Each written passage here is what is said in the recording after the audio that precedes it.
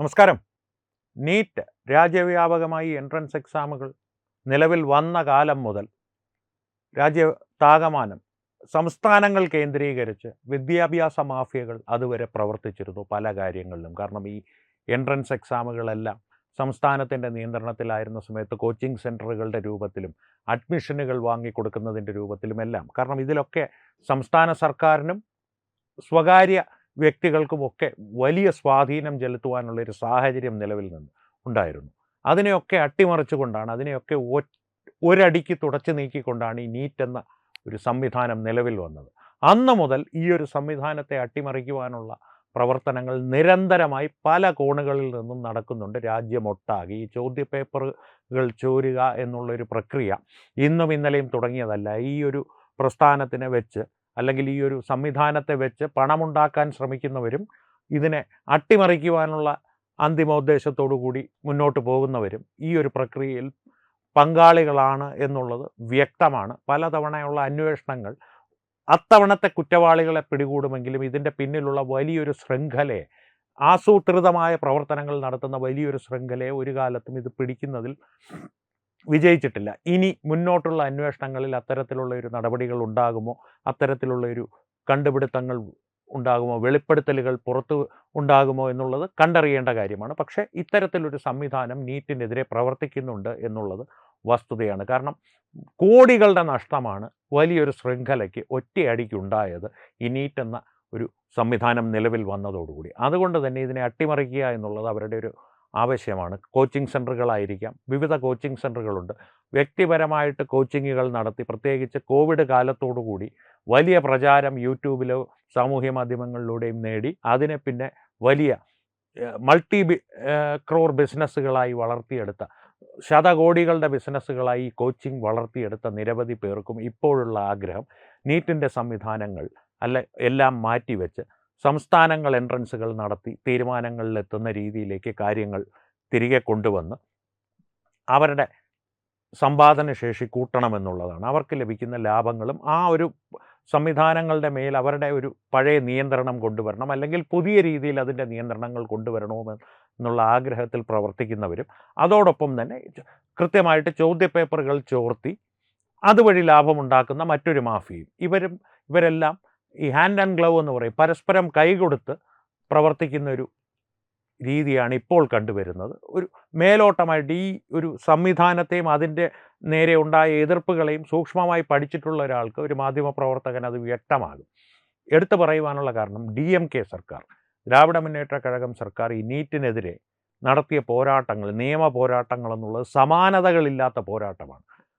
Supreme കോടതിയിൽ പോയി അവസാനം അത് കൃത്യമായിട്ടുള്ള നടപടികളും മാർഗനിർദ്ദേശങ്ങളും പ്രകാരമാണ് ഈ നീറ്റിൻ്റെ ഓരോ പരീക്ഷകളും നടത്തപ്പെടുന്നത്. അതിൽ പാളിച്ചകളുണ്ട് തീർച്ചയായും. ഓരോ തവണയും ഈ ചോദ്യപേപ്പറുകൾ പുറത്താകൽ വഴിയാണ് ഈ പാളിച്ചകൾ ഉണ്ടാകുന്നത്. അതിന് ഓരോ തവണയും പുതിയ പുതിയ സംവിധാനങ്ങൾ കൊണ്ടുവന്നതിന് പരിഹാരം കാണുവാൻ സർക്കാർ ശ്രമിക്കുന്നുണ്ട്. കഴിഞ്ഞ 10 വർഷങ്ങളായി കേന്ദ്ര സർക്കാരിൻ്റെ നിരന്തര ശ്രമം ആ ഒരു രീതിക്ക് വേണ്ടിയിട്ടാണ്. കാരണം പഴുതുകളില്ലാത്തൊരു പരീക്ഷാ സംവിധാനം സൃഷ്ടിച്ചെടുക്കുവാനുള്ള ഒരു രീതിയിലേക്കാണ് കാര്യങ്ങൾ കൊണ്ടുപോകാൻ കേന്ദ്ര സർക്കാർ ആഗ്രഹിക്കുന്നതെന്ന് വ്യക്തമാണ്. പക്ഷേ ദൗർഭാഗ്യവശാൽ ഈ സംവിധാനത്തെ അട്ടിമറിക്കാൻ ശ്രമിക്കുന്നവരെ പൂർണ്ണമായും തടയുവാൻ കേന്ദ്ര സർക്കാരിന് ഇതുവരെ സാധിച്ചിട്ടില്ല.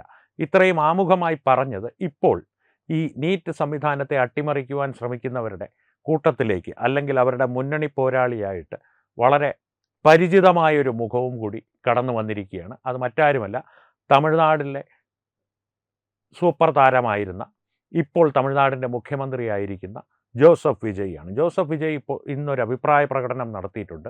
ഈ നീറ്റ് പരീക്ഷാ സംവിധാനത്തെ മൊത്തമായി മാറ്റിവെച്ച് 12ാം ക്ലാസ്സിലെ മാർക്കിൻ്റെ അടിസ്ഥാനത്തിൽ മെഡിക്കൽ എൻട്രൻസിന് പ്രവേശനം നൽകുന്ന കാര്യത്തെക്കുറിച്ച് ആലോചിക്കണം, അങ്ങനെ ഒരു സംവിധാനം ഒരുക്കണമെന്നുള്ളത്.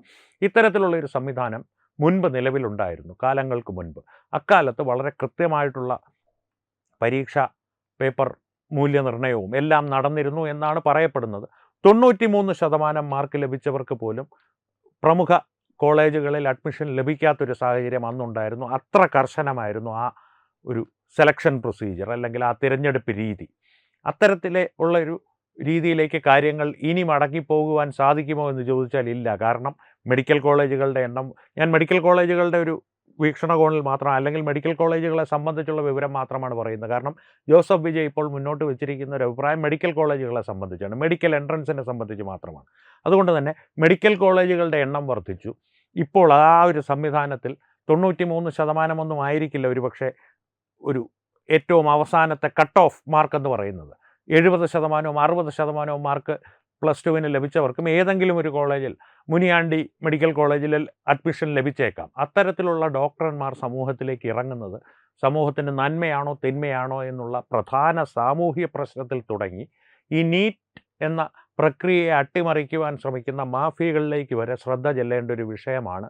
ജോസഫ് വിജയിയെപ്പോലെ ഇപ്പോൾ തമിഴ്നാടിൻ്റെ മുഖ്യമന്ത്രിയായി സ്ഥാനമേറ്റ് പ്രവർത്തിക്കുന്ന ഒരു വ്യക്തി ഇത്തരത്തിലുള്ളൊരു അഭിപ്രായം പറയുമ്പോൾ നാം ചിന്തിക്കേണ്ടത്, അതിൻ്റെ പ്രധാന കാരണം ഈ നീറ്റ് എന്ന പ്രക്രിയ പ്രശ്നങ്ങൾ ഇല്ലാത്തൊരു പ്രക്രിയയാണ്, വളരെ സുഗമമായി നടക്കുന്ന, യാതൊരു തരത്തിലും കുഴപ്പങ്ങളില്ലാത്തൊരു പ്രക്രിയയാണെന്നല്ല ഞാൻ പറയുന്നത്. പക്ഷേ അടിസ്ഥാനപരമായി ഭാരതത്തിലുടനീളം വിവിധ വിദ്യാർത്ഥികൾക്ക് പഠന സൗകര്യം അവർക്ക് അന്നോളം ലഭിച്ചിട്ടില്ലാത്ത രീതിയിലുള്ളൊരു ഈ ഒരു പ്രക്രിയയിലേക്കുള്ളൊരു ആക്സസ് മുൻപൊക്കെ സംസ്ഥാനങ്ങളുടെ നിയന്ത്രണത്തിൽ ഉണ്ടായിരുന്ന കാലത്ത് മെഡിക്കൽ കോളേജുകളിലും എഞ്ചിനീയറിംഗ് കോളേജുകളിലുമൊക്കെ ആ കോളേജുകൾ വാങ്ങിയിരുന്ന ക്യാപിറ്റേഷൻ ഫീകൾ എത്രയായിരുന്നു എന്നൊന്ന് അന്വേഷിച്ച് നോക്കിയാൽ പ്രേക്ഷകർക്ക് ഒരുപക്ഷെ ഇതിൻ്റെ ഒരു ഭയാനകത മനസ്സിലാവും.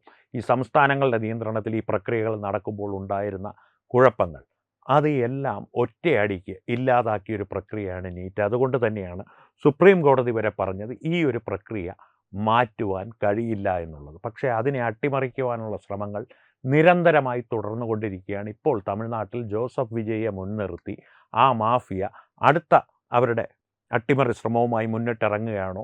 പ്രത്യേകിച്ച് ഇപ്പോൾ നീറ്റിൻ്റെ പരീക്ഷാ പേപ്പറുകൾ ചോർന്ന ഒരു വിവാദം കത്തി നിൽക്കുന്ന അവസരത്തിൽ ഇനി പാർലമെൻറ്റിൻ്റെ സെഷൻ വരുവാൻ പോകുന്നു, മൺസൂൺ കാല സമ്മേളനം വരുന്നു, അതിനു മുമ്പേ ചിലപ്പോൾ ഒരു പ്രത്യേക സമ്മേളനം വിളിച്ചു ചേർക്കപ്പെട്ടേക്കാം. അപ്പോഴൊക്കെ കുഴപ്പങ്ങൾ സൃഷ്ടിക്കുവാൻ വേണ്ടി ഇത്തരത്തിലുള്ളൊരു ആവശ്യം വിജയ് മുന്നോട്ട് വെച്ചതാണോ? അതിൻ്റെ പിന്നിൽ മറ്റേതെങ്കിലും ശക്തികൾ ചാലക ശക്തികളായി പ്രവർത്തിക്കുന്നുണ്ടോ എന്നുള്ളതെല്ലാം അന്വേഷിച്ചറിയേണ്ട കാര്യമാണ്. കാരണം കൃത്യമായിട്ട് കേന്ദ്ര സർക്കാർ ഇക്കാര്യത്തിൽ ഗൗരവതരമായിട്ടുള്ള നടപടികൾ കൈക്കൊണ്ടില്ലെങ്കിൽ, ഈ പരീക്ഷാ പേപ്പർ ചോർച്ചയ്ക്കെതിരെ മാത്രമല്ല ഇത്തരത്തിൽ നീറ്റിനെതിരെ പ്രവർത്തിക്കുന്ന ശക്തികൾക്കെതിരെയും കൃത്യമായിട്ടുള്ള നടപടികൾ കൈക്കൊണ്ടില്ലെങ്കിൽ ഈ ശ്രമങ്ങൾ നിരന്തരം തുടർന്നുകൊണ്ടേയിരിക്കും. രാജ്യത്ത് ഇതിൻ്റെ പേരിൽ കുഴപ്പങ്ങൾ സൃഷ്ടിക്കപ്പെടുകയും ചെയ്തുകൊണ്ട് തന്നെ ഇരിക്കും. അത്തരത്തിലുള്ള കുഴപ്പങ്ങൾ സൃഷ്ടിക്കപ്പെടുന്നത് മാത്രമല്ല, ഈ പ്രക്രിയയുടെ ഒരു ആത്യന്തികമായിട്ടുള്ള നിലനിൽപ്പ് രാജ്യത്തെ വിദ്യാർത്ഥികളുടെ ഭാവിക്ക് അത്യന്താപേക്ഷിതമാണെന്നുള്ള കാര്യത്തിലും സംശയമൊന്നും വേണ്ട. കാരണം ഞാൻ നേരത്തെ പറഞ്ഞു, ഈ സംവിധാനങ്ങൾ, മുൻപുണ്ടായിരുന്ന സംവിധാനങ്ങളും ഈ സംവിധാനവും തമ്മിലുള്ളൊരു അടിസ്ഥാന വ്യത്യാസം. സാധാരണക്കാരായ വിദ്യാർത്ഥികൾക്ക് വേണ്ടിയിട്ട് നീറ്റ് എന്ന സംവിധാനം തുടരുക തന്നെ വേണം, അത് അട്ടിമറിക്കപ്പെടുവാൻ പാടില്ല. അങ്ങനെ തന്നെയാണ് എൻ്റെ വ്യക്തിപരമായിട്ടുള്ള അഭിപ്രായവും പൊതുവെ വിദ്യാഭ്യാസ വിചക്ഷണന്മാരുടെയും അഭിപ്രായം. ഈ വിഷയത്തെ സംബന്ധിച്ച് പ്രേക്ഷകരുടെ അഭിപ്രായം എന്താണെന്നുള്ളത് തീർച്ചയായും ഞങ്ങളുമായി പങ്കുവയ്ക്കുക. സംവാദങ്ങൾ തുടരട്ടെ. വീണ്ടും കാണാം. നന്ദി, നമസ്കാരം. HIV അണുബാധ സന്തോഷപൂർണമായ ഒരു ജീവിതത്തിന് തടസ്സമല്ല. HIV അണുബാധയ്ക്ക് ഫലപ്രദമായ ചികിത്സ ഇന്ന് ലഭ്യമാണ്. ഇതിന് യഥാസമയം അണുബാധ കണ്ടെത്തുന്നതും കാലേക്കൂട്ടി ചികിത്സ നടത്തേണ്ടതും അത്യാവശ്യമാണ്. സൗജന്യമായ ചികിത്സയും മാർഗനിർദ്ദേശങ്ങളും സർക്കാർ ആശുപത്രികളിലെ ART അഥവാ ഉഷസ് കേന്ദ്രങ്ങളിൽ ലഭ്യമാണ്. ആരോഗ്യ സംരക്ഷണം ഓരോരുത്തരുടെയും ഉത്തരവാദിത്തമാണ്.